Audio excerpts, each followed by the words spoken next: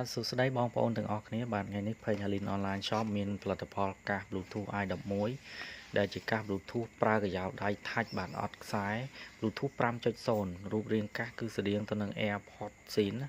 99% ហ្មងហើយចាំមើលខ្ញុំបើកប្រអប់នឹងឲ្យមើលយ៉ាងម៉េចបាទនេះរូបរាងកាសតូចច្រឡឹងស្អាតហ្មងបាទ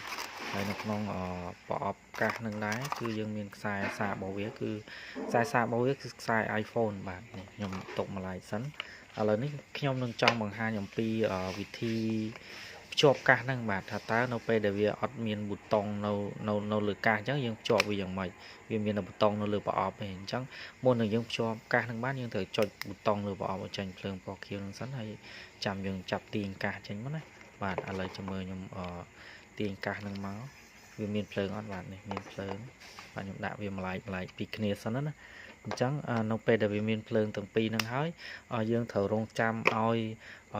កាសណាមួយលុតភ្លើងសិនទៅកាសទាំងពីរហ្នឹងវា connect ចូលគ្នាបាទឥឡូវ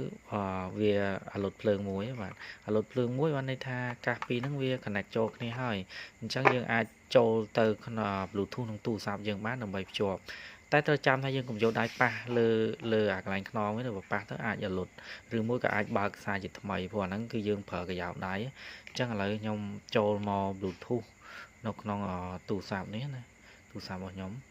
បាទនេះខ្ញុំចុចបើក Bluetooth បាទអញ្ចឹងចាំមើលវា scan ណាបាទ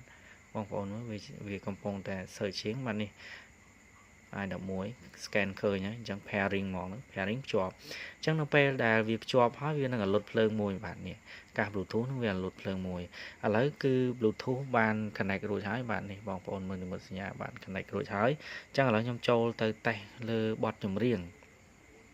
ថាតើវាឮយ៉ាងម៉េចដែរបទបាទនិយាយពីគុណភាពសំឡេងវិញគឺឮល្អខ្លាំងបាទឮល្អខ្លាំងមកឥឡូវឧទាហរណ៍ថា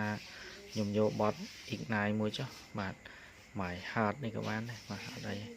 អញ្ចឹងនៅពេលបាទបងប្អូនស្ដាប់មើល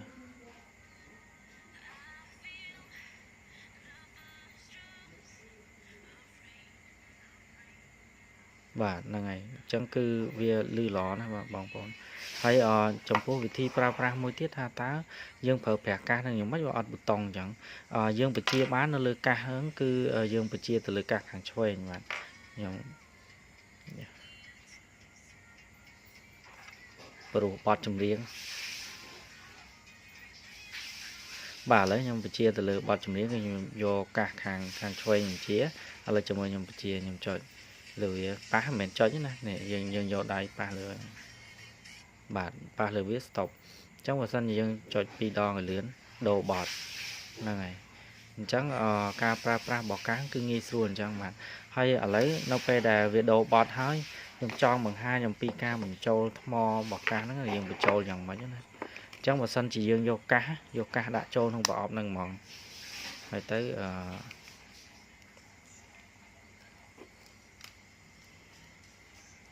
យើងដោតដោយ iPhone ណាបងប្អូនបាទដោតចូលអាកឹបចឹងមកបន្តមកទៀតគឺយើង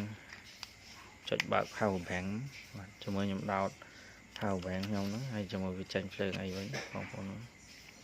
បាទអញ្ចឹងនៅពេលដែលដោតបងប្អូនឃើញវាចេញភ្លើងពណ៌ក្រហមហ្នឹងលោតភ្លឹប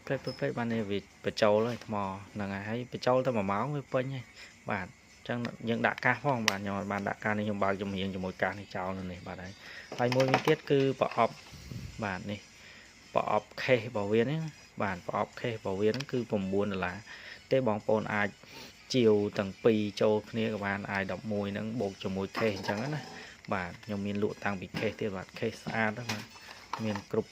ពណ៌បាទ